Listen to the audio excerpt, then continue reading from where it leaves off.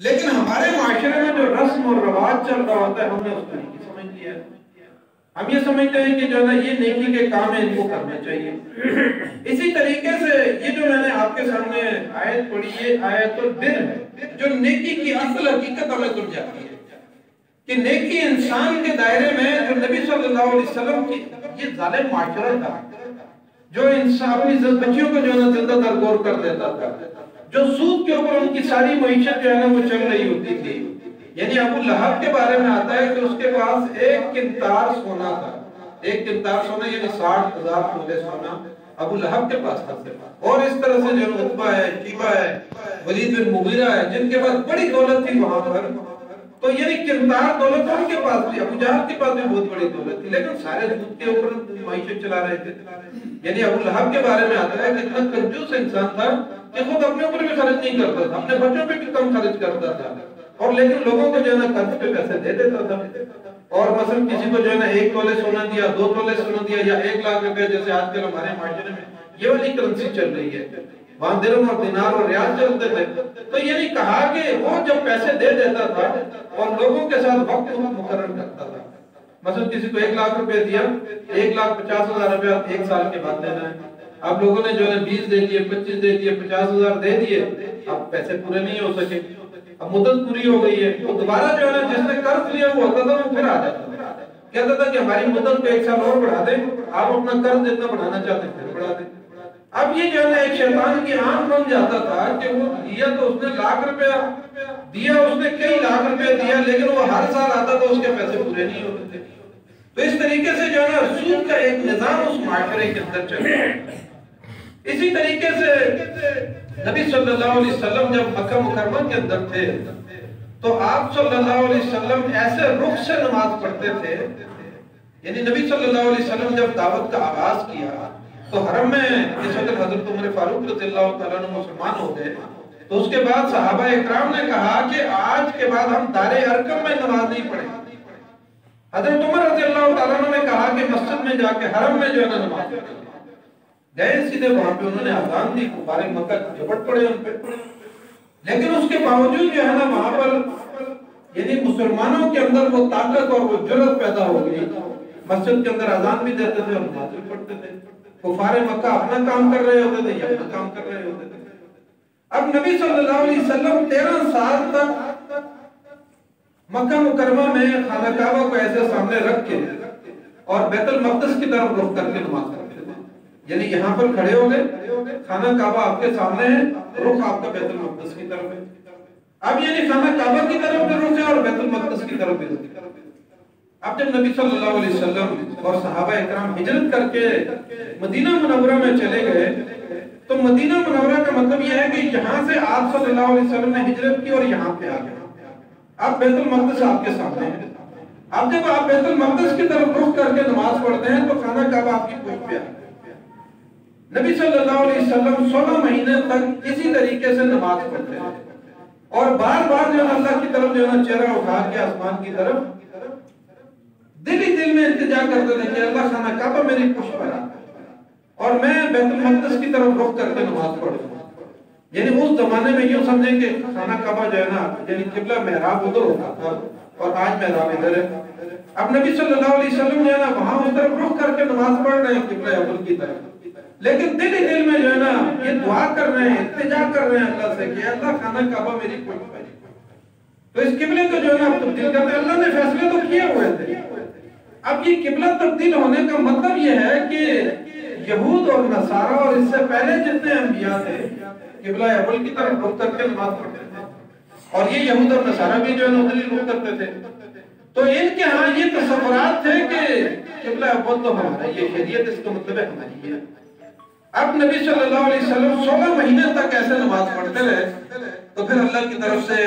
قبلتین آپ میں سے جو لوگ وہاں مدینہ منورہ میں گئے ہیں, ایک مسجد ہے اس کا نام ہے مسجد قبلتین. تو نبی صلی اللہ علیہ وسلم جیسے وہ دروازے والی جگہ ہے اس طرح رخ کر کے نماز پڑھا رہے ہیں. عصر کی نماز کا وقت تھا تو اللہ کی طرف سے حکم آ گیا کہ آپ اپنے رخ کو پھیر دیں قبلہ اول بیت المقدس فلسطین کی طرف سے آپ مکہ کی طرف ہو گئے. نبی صلی اللہ علیہ وسلم صفی چیرتے ہوئے جو ہے اس طرف آئے اور اس طرف کو رخ کر کے بیت المقدس کے بجائے مکہ کی طرف خانہ کعبہ کی طرف رخ کر کے نماز پڑھتے. اب جو صحابہ نبی صلی اللہ علیہ وسلم کے ساتھ نماز پڑھ رہے تھے تو ظاہر ہے وہ جب باہر نکلے تو جہاں جہاں انہوں نے دیکھا کہ لوگ نماز پڑھ رہے ہیں تو انہوں نے منادی شروع کر دی کہ ہم نے خود نبی صلی اللہ علیہ وسلم کے ساتھ نماز پڑھی ہے, قبلہ تبدیل ہو گیا, خانہ کعبہ قبلہ ہو گیا. اب مدینہ منورہ کے اندر ظاہر ہے یہود اور نصارہ تو پہلے ہی تپے بیٹھے ہوئے تھے. انہوں نے کہا کہ یہ مسلمان عجیب ہیں, ان کے نظریات کی سمجھ نہیں آتی کہ یہ کبھی ایک طرف رخ کر کے نماز پڑھ رہے ہیں, کبھی دوسری طرف رخ کر کے نماز پڑھ رہے ہیں. تو یہاں پر یہ کہا گیا کہ لیس البر ان تولوا وجوہکم قبل المشرق والمغرب, دیکھیے یہ نہیں ہے کہ تم مشرق کی طرف رخ کر کے نماز پڑھو یا مغرب کی طرف رخ کر کے نماز پڑھو. ولکن البر من آمن باللہ, اصل میں نیکی کیا ہے؟ من آمن باللہ, جو اللہ کے اوپر ایمان لائے. تو یہ حقیقی معنوں میں نیکی ہے. والیوم الآخر, اور آخرت کے دن کے اوپر وہ ایمان لے آئے. والملائکہ, ملائکوں کے اوپر وہ ایمان لے آئے. والکتاب, کتاب کے اوپر ایمان لے آئے. والنبیین, سارے نبیوں کے اوپر ایمان لے آئے. اب یہاں تک تو جو ہے نا عقائد کی بات ہے. قرآن نے ایمان اور نظریات کی بات ہے کہ حقیقی معنوں میں نیکی یہ ہے کہ دائرہ اسلام میں سب سے پہلے بندہ آئے اور اسلام کو قبول کر لے, اللہ کے اوپر ایمان لانے والا ہو, وہ ہمارا خالق ہے, مالک ہے, رازق ہے, پیدا کرنے والا, تقدیر کا اچھا اور برا بنانے والا اللہ ہمارا خالق اور مالک ہے. پھر اس کے بعد فرمایا کہ یوم آخرت کے اوپر اس کا ایمان ہو کہ میں دنیا میں جو ہے نا ایسے نہیں چھوڑ دیا گیا ہوں, میرے ایک ایک لمحے کا حساب میں مجھے دینا ہے. میرے پیدا ہونے سے لے کر موت تک جتنا وقت اللہ نے مجھے دیا ہے اس میں نے اپنی زندگی گزارنی ہے, اور مرنے کے بعد مجھے دوبارہ عالم برزخ سے دوبارہ اٹھایا جائے گا. قیامت کے دن ایک سور پھونکا جائے گا, جتنے لوگ دنیا میں زندہ ہوں گے سب مر جائیں گے, اور جب دوبارہ جو ہے اسرافیل علیہ السلام دوبارہ سور پھونکیں گے تو سارے جتنے زمین کے اندر ہوں گے, آدم علیہ السلام سے لے کر آج تک قیامت کے واقع ہونے تک جتنے مخلوقات دنیا میں ہوں گی ساری اٹھ کھڑی ہوگی, اور ساری زمین کو ہلا دیا جائے گا اور ایک چٹیل میدان پر, اور پھر اس کے بعد سارے جو ہے دوڑ رہے ہوں گے اللہ کی طرف.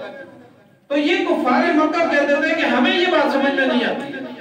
کہ ہم مر جائیں گے, ہماری ہڈیاں بوسیدہ ہو جائیں گے, اور پھر ہمیں اٹھایا جائے گا, اور پھر ہم سے جو ہے حساب کتاب لیا جائے گا. پھر اسی طریقے سے کہا کہ ملائکہ کے اوپر ایمان لاؤ. ملائکہ کے بارے میں وہ کہتے تھے کہ یہ اللہ کی بیٹیاں ہیں, یعنی اللہ نے قرآن میں کہا کہ تم اپنے لیے تو بیٹے پسند کرتے ہو اور اللہ کے لیے بیٹیاں پسند کرتے ہو. یعنی فرشتوں کے بارے میں تم نے کہا کہ وہ تو اللہ کے کارندے ہیں, اللہ نے جو کام ان کے ذمہ لگایا ہے وہ کر انجام, اس سے ذرا سی بھی جو ہے سرتابی نہیں کر رہے, ہر وقت اللہ کی تسبیح کر رہے ہیں, تحلیل کر رہے ہیں, اللہ کی بندگی کر رہے ہیں, اور جو کام اللہ ان کے ذمہ لگاتا ہے بس وہ کام. پھر اسی طرح فرمایا کہ والکتاب, کتاب کے اوپر ایمان لانا, یعنی اس سے پہلے جتنے انبیاء کے اوپر تورات ہے, انجیل ہے, زبور ہے, اور پھر اس طریقے سے جو ہے صحیفے ہیں, تو ان کے اوپر جو ہے ایمان لانا کہ یہ اللہ کی طرف سے نازل ہوئے ہیں, اور خود اس قرآن کو ماننا. کہا کہ دائرہ اسلام میں آنا یہی اصل معنوں میں نیکی ہے. پھر اللہ کے اوپر ایمان لانا, آخرت کے اوپر ایمان لانا, رسالت کے اوپر ایمان لانا, اور کتابوں کے اوپر ملائکہ کو ماننا, اور پھر کہا کہ والنبیین, سارے نبیوں کے اوپر جو ہے ایمان لانا کہ سارے کے سارے انبیاء جو ہے نا انسانوں کی ہدایت کے لیے آئے, انسانوں کی رہنمائی کے لیے آئے. جتنی کتابیں اللہ نے نازل کی ہیں وہ ساری کی ساری کتابیں اللہ کی طرف سے ہیں. تو کہا کہ یہ ایمانیات, اس کو آیت البر اس لیے کہا جاتا ہے کہ ایک طرف انسان کی سوچ اور فکر کے جو دائرے ہوتے ہیں ان کو درست کیے جائے. اس کو آیت البر اس لیے کہا کہ ایمان جو ہے نا اللہ کے اوپر ایمان لانا, دائرہ اسلام میں آنا, اور اس بات کو نیکی تصور کرنا. دوسرے نمبر پر فرمایا کہ اب دیکھیں نا, دنیا میں انسان محنت کرتا ہے, پیسے کماتا ہے, کاروبار زندگی کرتا ہے, اور مال دولت بناتا ہے, اور عربوں کے پاس تو بہت بڑی مال اور دولت تھی, لیکن کنجوسی کی حد تک جو ہے نا وہ 1 روپے اس پہ خرچ نہیں کرتے تھے, اپنے غلاموں اور مسکینوں پہ خرچ نہیں کرتے تھے. تو کہا کہ وَآتَ الْمَالَ عَلَىٰ حُبِّهِ ذَوِي الْقُرْبَىٰ وَالْيَتَامَىٰ وَالْمَسَاكِينِ وَابْنِ السَّبِيلِ وَالسَّائِلِينَ وَفِي الرِّقَابِ. اب دوسرے نمبر پر مال کے بارے میں بتایا. مال کو جو ہے نا, لیکن مال کا ایک مصرف تو یہ ہے کہ اس میں سے 2.5% جو ہے نا وہ آپ کا ہے ہی نہیں ہے, وہ تو اللہ نے طے کر لیا ہے کہ وہ غریبوں اور مسکینوں کا. آپ کے جو ہے نا خاندان کے اندر جو مسکین اور غربا ہوں گے یہ 2.5% مال تو ان کا ہے، لیکن یہاں زکات کی بات ابھی نہیں کی، یہ اس سے پہلے کی بات ہے، یعنی صدقہ ہے، خیرات ہے، اور کہا کہ مال کی محبت ہونے کے باوجود لیکن وہ مال کو اللہ کی محبت میں خرچ کرتے ہیں۔ یعنی انسان کے دل میں دنیا میں کیا محبتیں ہوتی ہیں؟ آپ اور ہم اپنے دلوں کو ٹٹولیں تو ہمارے دل میں مال کی محبت ہوتی ہے، پلاٹوں کی محبت ہوتی ہے، بلڈنگوں کی محبت ہوتی ہے، کاروں کوٹھیوں کی محبت ہوتی ہے، پھر اپنی اولاد کی محبت ہوتی ہے، تو ہر بندے کے دل میں کچھ محبتیں اس نے چھپا کے رکھی ہوئی ہوتی ہیں۔ تو یعنی یہاں پر یہ فرمایا کہ وَآتَى الْمَالَ عَلَى حُبِّهِ ذَوِي الْقُرْبَى، یعنی مال کی محبت ہونے کے باوجود وہ اپنے مال کو قیمتی مال،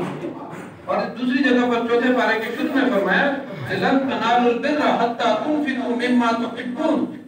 یعنی آپ نیکی کے اس منزل اور اعلیٰ مقام اور مرتبے تک پہنچ ہی نہیں سکتے ہیں جب تک کہ آپ اپنے مال کو، اس میں سے اعلیٰ مال کو، بہترین مال کو، محبوب مال کو اللہ کے راستے میں خرچ کرنے والے نہ ہوں۔ تو یہاں پر یہ فرمایا کہ وہ مال کو عطا کرتے ہیں اس کی محبت ہونے کے باوجود، اللہ کی محبت میں مال کو خرچ کرتے ہیں، کن کے سامنے؟ ذوی القربیٰ، اپنے قریبی رشتہ داروں کے بارے میں،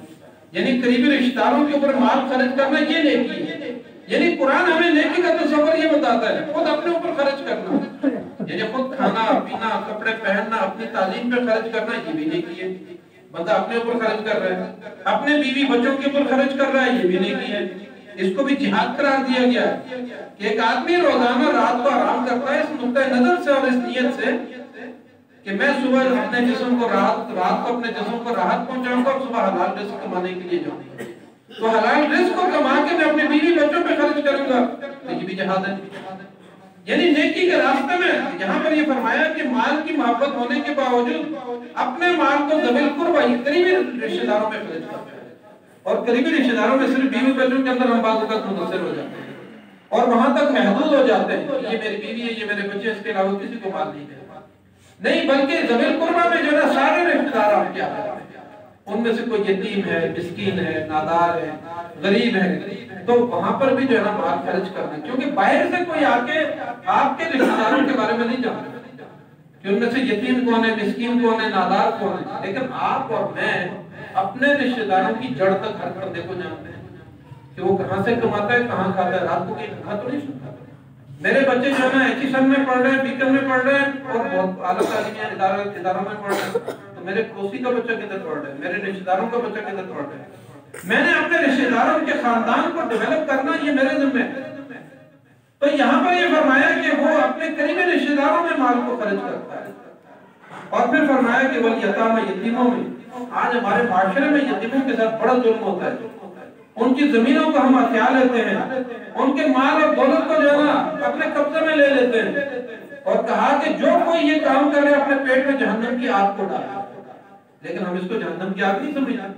ہم اس کو جو ہے نا ہنیا مریا کر کے کھا لیتے ہیں، مزے لے لے کے کھا رہے ہوتے ہیں کہ یہ یتیم ہے، مسکین ہے، لیکن اگلے مرحلے پہ اس کا نتیجہ کیا نکلتا ہے؟ جو یتیم کے ساتھ ظلم کر رہا ہے مکافات عمل ہے،